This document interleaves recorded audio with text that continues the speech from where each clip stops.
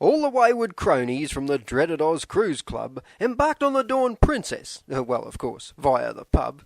They had to pass a physical near where the ship was moored. Doctors checked their snouts and hamstrings before they stepped on board. The panic was astounding for a modern cruising ship.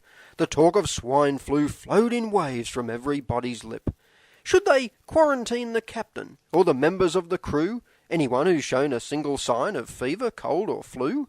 Should the baggage and the cargo be assessed and sprayed for blight before the ship left Sydney and it sailed into the night? 1,000 theories thrown around by bureaucratic tape could hold up any sneezy people planning an escape. Still, fear and fumigation finally settled back to calm, and the cruise was cleared to travel, though it stayed on high alarm. But as it left the docks on its great journey out to sea, little did they know this ship was headed for calamity. By the time they berthed at Brisbane, real disaster had befell. But I'll try to sum up briefly what the health report did tell. Folk began to feel off colour, kinda green around the gills. It all sounded kinda fishy, so they gave them swine flu pills. The main effect on men was that it gave them heaps of gas. Except one Yank accountant, but he was a real tight ass. One bloke released from quarantine, they'd locked up in the brig, was cleared of flu. His wife had only said, "Oh, you're a pig." The bloke got his revenge, though. He revelled at the sight. Because of her pigtails, she was quarantined that night.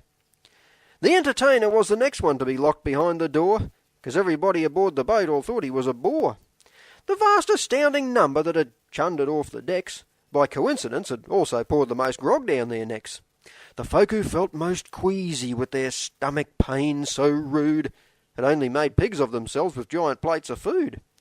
The white maggots in the tea room that created merry hell were umpires on holiday from the Melbourne AFL. And the worst case of a virus that the boat had ever borne was caused by one ship steward who downloaded too much porn. So the final declaration from the health department came, and it decided that pig virus wasn't really all to blame. The investigations ruling from the tests that had begun found the only swine aboard was that reporter from the Sun.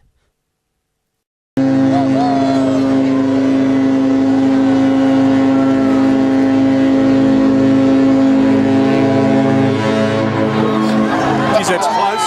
Look how close that is. Jump! Jump!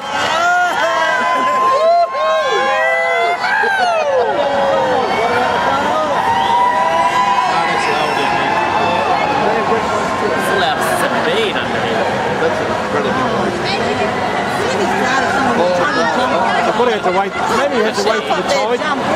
He thought he had to wait for the tide to go out. The tide.